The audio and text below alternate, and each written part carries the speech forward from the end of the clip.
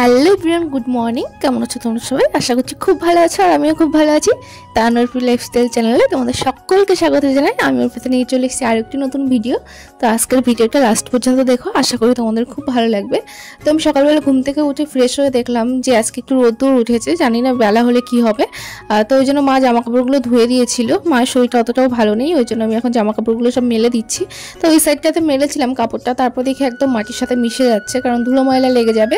ওই কারণে আবার কাপড়টাকে সরিয়ে এই পাশে মেললাম, আর আরেকটা কাপড় ছিল সেটা ওই সাইডে মেলে দিয়ে এসেছি।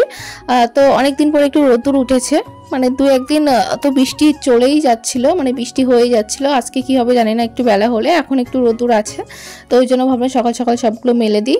এখনও কিছুটা কাচ্ছে মা, সেগুলো কাঁচা হয়ে গেলে পরে এসে মেলে দিয়ে যাব। তো এখন এই কিছু বালিশের কভারও কেচেছিল, তো সেগুলো মেলে দিলাম। তারপর দেখো বাবা চলে এসছে বাজার থেকে। বাবা গেছিলো বাজারে, কিছু ঝিঙে কাটা হয়েছিল, সেই ঝিঙেগুলোকে নিয়ে গেছিলো। আর এই ব্যাগটাতে তেল ভাঙাতে দেওয়া ছিল, মানে সর্ষে ভাঙাতে দেওয়া ছিল, সেটা থেকে তেল বার করা হয়েছে। তো সেই তেলগুলো নিয়ে এসছে, আর বাজারটা আমার হাতে দিয়ে দিয়েছে। এখন আমি নিয়ে যাচ্ছি, দেখবো ওর মধ্যে কী আছে। তো এখানে লাল শাক নিয়ে এসছে, আর এইখানটাতে দেখো মাছ নিয়ে এসছে, মাছ আছে। আর আরেকটা ব্যাগও নিয়ে এসছে দেখছি, তিনটে ব্যাগ নিয়ে এসছে মোট। এর মধ্যে কী আছে আমি সেগুলোই দেখার চেষ্টা করছি। তো আরেকটা ব্যাগেও দেখলাম মাছই নিয়ে এসছে, এখানে একটা মাছ নিয়ে এসছে, আর একটাও মাছ, আর ওই সাইডে একটু চিকেন নিয়ে এসছে। তো আমি চিকেনটাও রান্না করব। আর এই দেখো এই কাগজটার ভিতরেও আর কিছু মাছ আছে, আর এই মাছ ওটাতে একটা আছে আর এটাতে আছে, মানে দুই রকম মাছ নিয়ে এসছে। তো মাছগুলো এখন আর আমি করব না, কারণ এগুলো কাটতে লেট হবে। মাকে বললাম মাছগুলো একটু কেটে দিতে। আর ওই সাইডের কাগজটাতে একটু চিকেন নিয়ে এসছে, তো আমি ভাবলাম হ্যাঁ এই কাগজটাতে একটু চিকেন নিয়ে এসছে, তো আমি চিকেনটা বানাবো। আর এখানে দেখো বাবা লাল শাকগুলো বেছে দিচ্ছিল, বাঁচতে বাঁচতে আবার একটু মেঘ পড়েছে, ওই জন্য বাবা বাইরে চলে গেলো। আর আমি এখানে মশলাগুলো কেটে নিয়েছি, পেঁয়াজ রসুন আদা এগুলো কেটে নিয়েছি। এখন এগুলোকে পেস্ট করে নেব। তো আমার সব কাজ রেডি, এখন রান্নাটা বসিয়ে দিয়েছি, চিকেনটা আমি বসিয়ে দিয়েছি।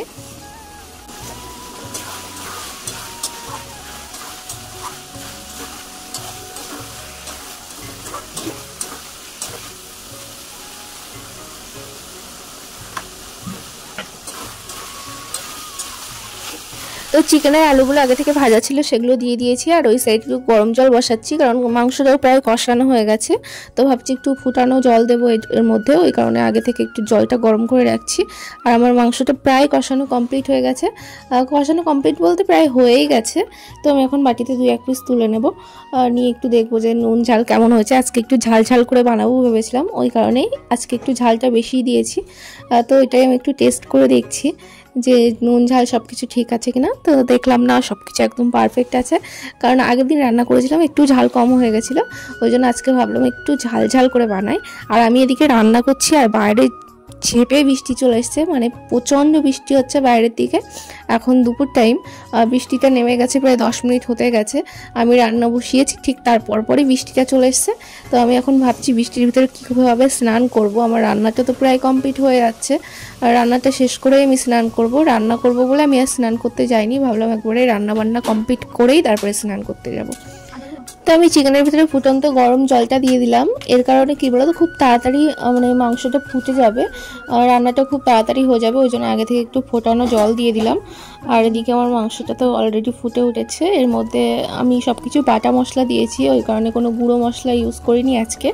তো আর কিছু গরম মশলা, গোটা গরম মশলা নিয়েছি, খুব অল্প পরিমাণে নিয়েছি। তো এগুলো এখনও বাটবো, শিলেই বেটে নিয়ে এসেছি, নিয়ে এসে এর মধ্যে দিয়ে দিয়েছি। দেখো আজকে গ্রেভিটা খুবই অল্প করেছি, কারণ পাতলা ঝোল টাইপের আজকে করিনি, একদম কষা কষা টাইপের করেছি। তো আমি এখন যাবো স্নান করতে, তো স্নান করে আসি, তারপর দেখা হচ্ছে।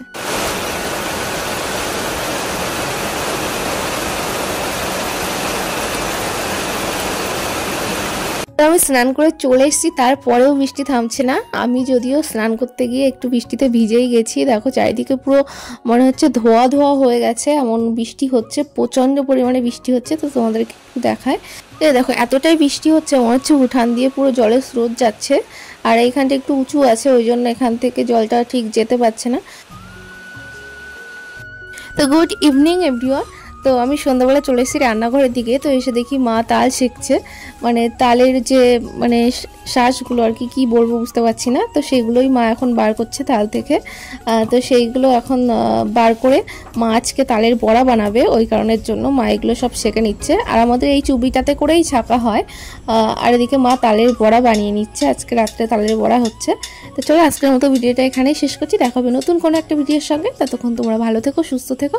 আর আমার ভিডিও যদি ভালো লাগে প্লিজ লাইক কমেন্ট শেয়ার করতে ভুলো না, আর আমার চ্যানেলটা প্লিজ সাবস্ক্রাইব করে দিও। তো আজকের মতো টাটা, গুড নাইট।